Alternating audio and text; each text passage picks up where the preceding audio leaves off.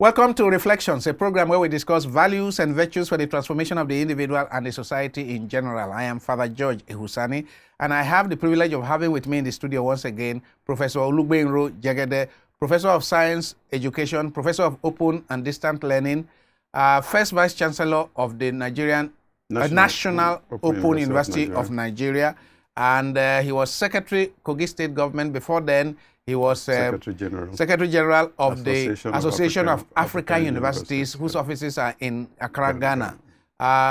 Professor has had diverse, rich, varied experiences, and has a Nigerian to the core. Prof, this time I want us to discuss the monster called corruption.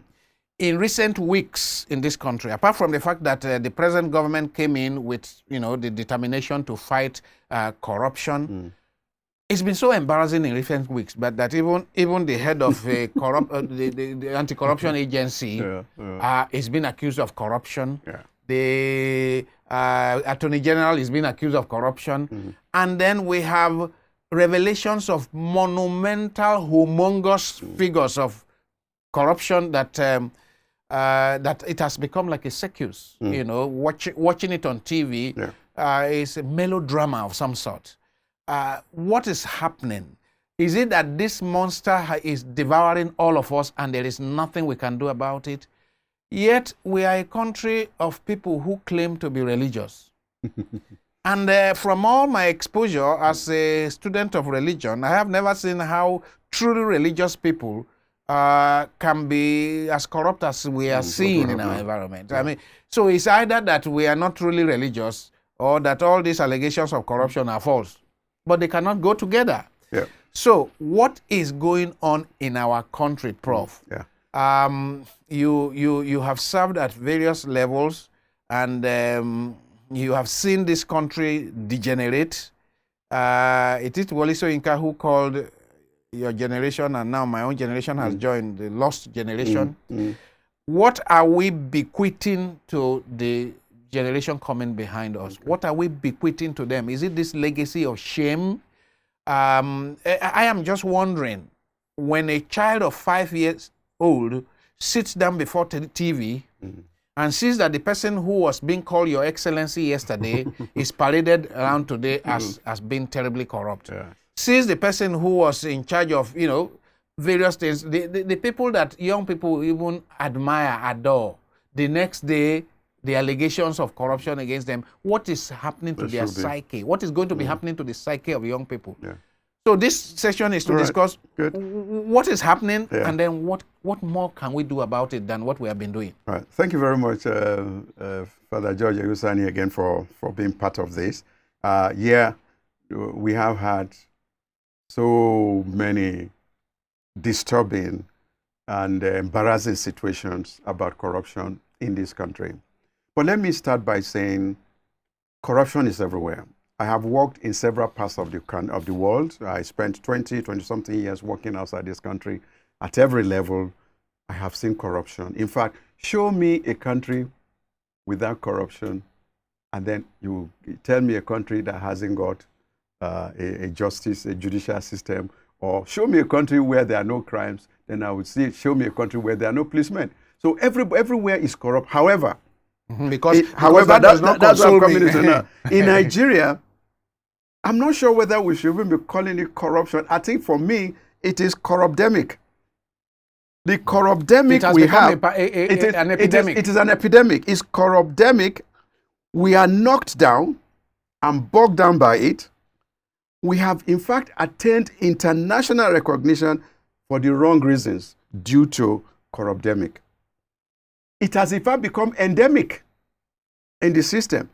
Everywhere there is corruption. Whatever we are seeing today, whether it's in EFCC or NDDC or Northeast Commission, will only be, I suspect, a scratch on the surface. It will be the tip of the iceberg. Yeah, the ones that are making news. If we have to go around and check every system in this country, every organization, you can pick corruption everywhere, even in the school system, even in the religious system, even everywhere. Because once corruption sets in, it starts eating deep. Like a cancer. It's a cancer, and it starts going through all. So it's part of the blood system. It flows.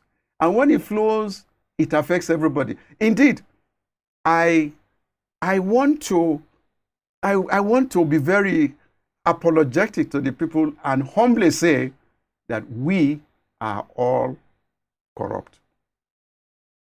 Show me anybody who is not a sinner, and I will tell you that that person does not belong to this country, does not belong to this world. There are reasons. There are reasons why corruption is everywhere, is with us today. And I have about, 20-something reasons, but we don't have the time. Let me give you 6 quickly. Number 1, it is in our DNA. To be corrupt. To be corrupt. Let's go back. Hello, my dear. Yes, the nature of man. Genesis chapter 6, verse 5 says, the Lord saw that the wickedness of man was great in the earth, and that every intention of the thoughts of his heart was only evil continuously.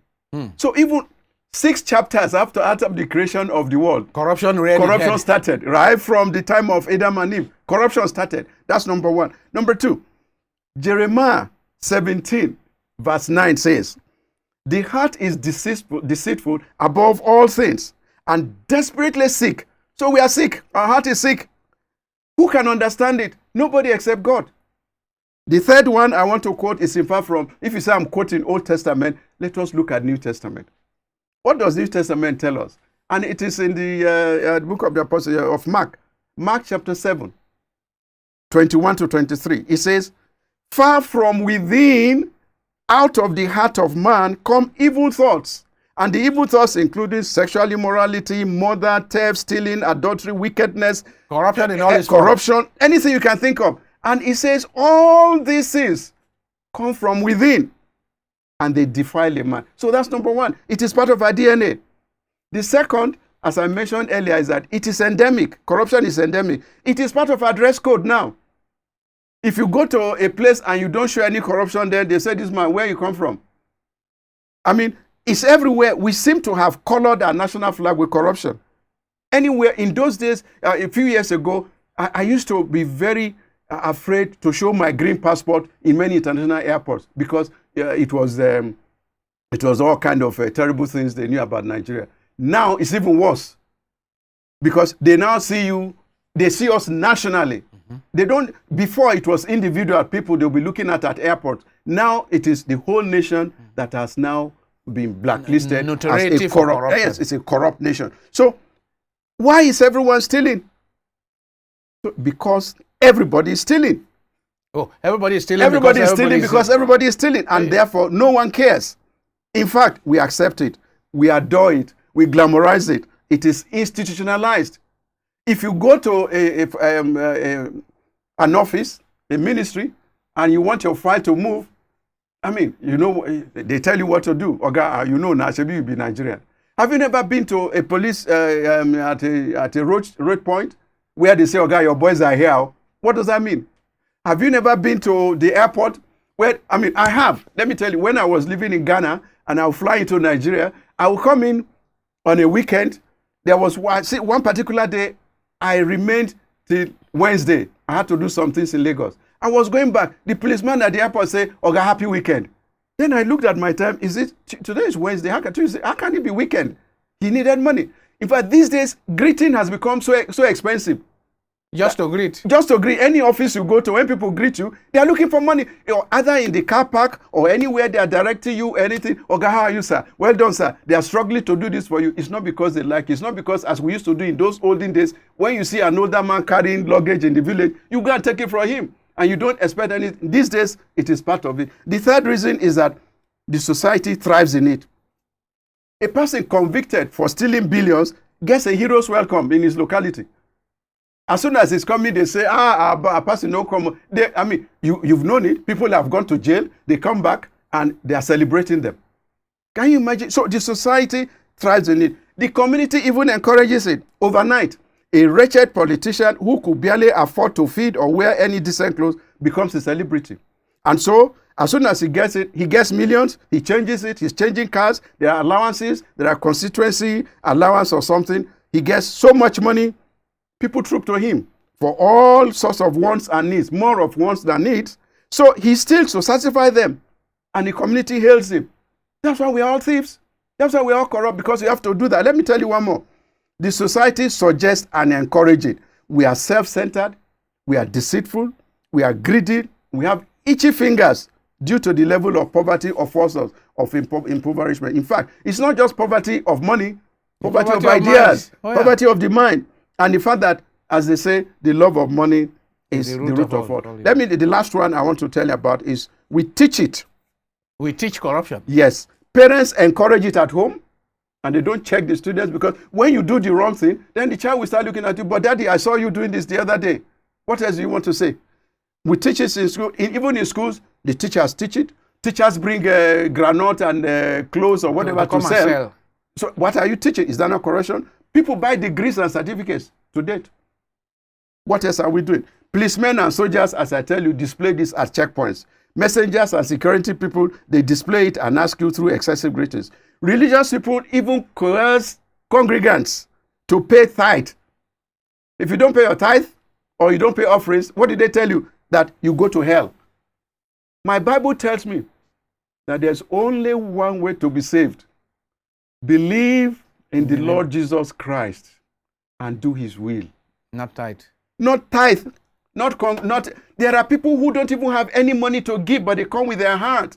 And that's why we talk about widow's mite. Your widow's mite, if you have only 1 kobo to give in the church, is more than a billionaire who will want to go and give 3, 4, 5 million. If you look at it in retrospect, that person is not giving. But let me, just one more thing I want to tell you about how we came to be this. In 1384, there's a gentleman called John Wiley. I'm sure in your church history you read about him. He's a professor. He was a professor at the University of Oxford. He was a seminarian, a theologian. He wrote a prologue to the Bible translation. And that prologue says, and I quote, "The Bible is the government of the people, by the people, and for the people." So 500 years after, or thereabout, or even more, in 1858, actually, Theodore Parker used the phrase in a sermon. That was the first time they used that phrase in a sermon. Of the Bible is for the government of the people, and by the people, and for the people. Then in 1863, President Abraham Lincoln, in his second inaugural address, borrowed that phrase and said, democracy is government of the people, by the people, and for the people. But today in Nigeria, can we really say that it is government of the people, by the people, and for the people? No. What do we now have? What do we have? It is, in Nigeria, it is the government of the smartest liars and thieves, elected by the gullible and done for the downtrodden. So we all suffer from it. We are all patients of this corruptemic, and most of us do not even display the symptoms. We are asymptomatic in corruption until we get into office, and then you begin to steal wantonly and brazenly. Now, and that is the problem. Prof, this analysis you have made doesn't make me feel better. It makes me feel worse. No, everybody will be bad for this. So what do we do? It is terrible. It is terrible. Yeah. What can you say to make us end this interview and for me to feel better? What can we do? What can we do? Yes. What can we do? The Buhari government said that it is one of its major planks is to fight corruption, but with all that is happening, I don't know how many Nigerians can give a pass mark to whatever is happening. So it means that we Nigerians need to own this fight. Correct. It shouldn't be a question of government policy anymore. No. It should be that every Nigerian parent, every Nigerian teacher, every Nigerian religious leader, every concerned Nigerian, even the youths whose future is mortgaged by this venomous whatever, need to own this fight for a better future for themselves and their children. Yeah. How do we go about it? Let me go through a few. I'll give about 5, 6, 7 ways to do it and give you my own personal experience in Hong Kong. The first is that these are no normal times. We need to create the new normal to eradicate corruptemic in Nigeria. The scale and urgency of corruptemic exacerbate the resolve to pursue national development. It's destroying everything we're trying to do. Number two, what is happening now is that we are using analog ideas to solve digital issues in Nigeria. We need to be smarter. We need smarter solutions and pathways. We need to create new societal policies and install new practices to address this endemic situation. The challenges are enormous. It is meta, it is mega, and we must not trivialize what we should criminalize. What is happening, as you have been seeing in the television, the circus, they are trivializing what should be criminalized. People should be crying. But all we are doing is everybody is laughing ourselves, or something like that. The change, yes, the current government has done a lot. Even first by saying corruption has been put on the scale. Openly, they are talking about it. So that's the first thing everybody knows. However, we could do better. The problem we have had is that we have not systematized it. We are just picking individuals here and there. And that is what the system is doing. We are worsening it by just picking. But what we need to do is that the change must be well planned. It must be objective. It must be formalized in the education system. It must be strategic. It must be scientific. The plan for change has to be interdisciplinary, multisectoral, multitasking, multifaceted. No single sector, just ICPC or EFCC, can do it alone. We must involve the sociologists, the criminologists, security agents, political scientists, behavioral scientists, psychologists, traditional rulers, religious leaders, teachers, students, community leaders, and even the thieves themselves. The corrupt people, we should have a name and shame, and then let them go and do community service and ask them to teach the society on how not to be corrupt. Because it takes a thief to catch a thief. So take a corrupt person, let him go to his own society, like you said, when you become excellency, all of a sudden you become something else.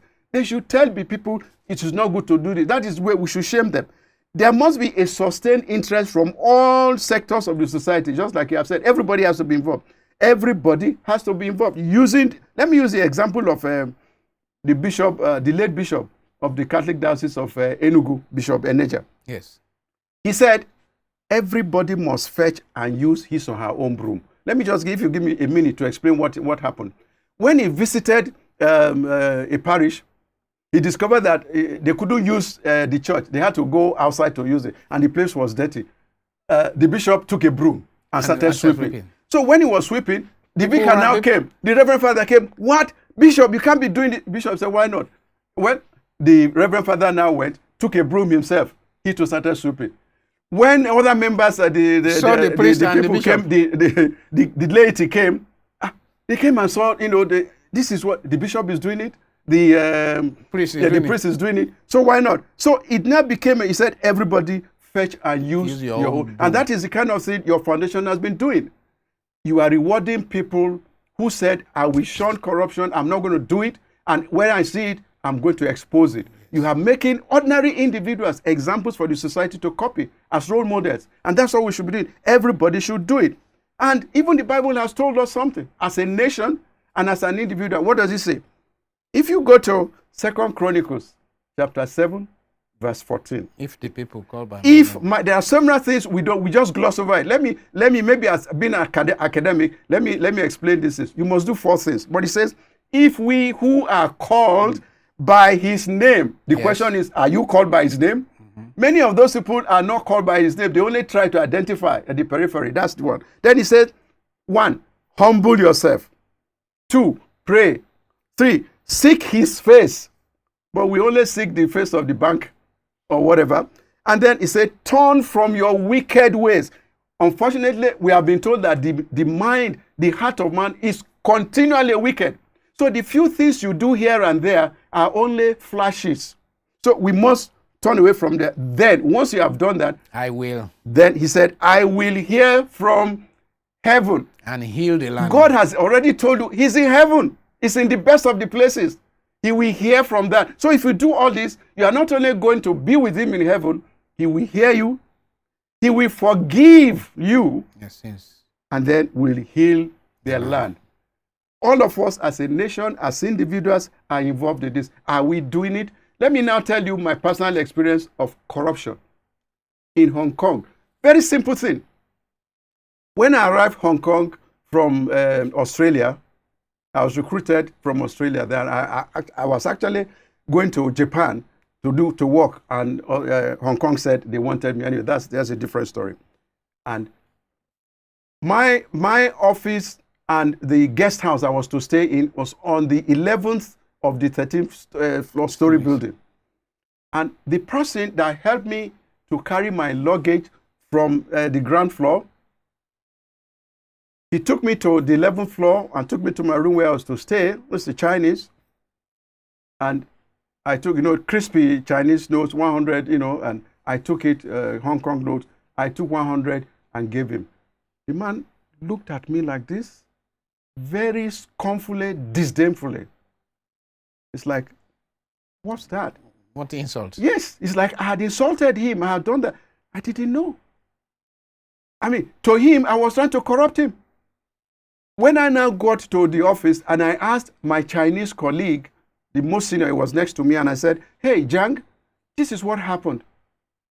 Jiang said, you don't do that. We don't do that here? He said, the guy thinks you are corrupting him, you are bribing him. He says his job, if he carried it, he carried it. The only time you give a Chinese person money or anything for his family is during the Chinese New Year. And you put it in the red envelope. They have these small, small red envelopes. That is when you give to a Chinese. So if we all can be like this in Nigeria.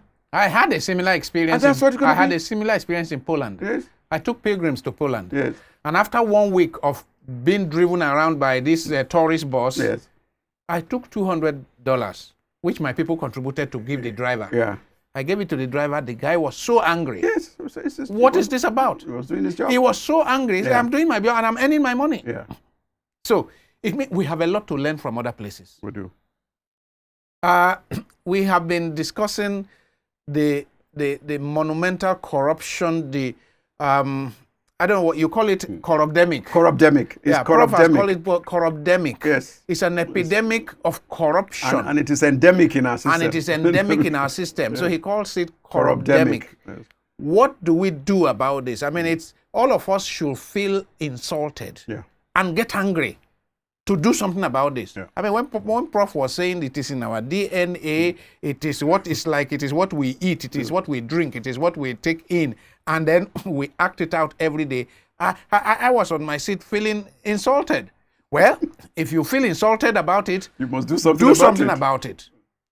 In my own little way, I am struggling to do something about it and recruit people around me to let's do something about it. That's why, as Prof referred to it, that's why we take a pledge at Terra against any act of corruption. And we renew that pledge every year.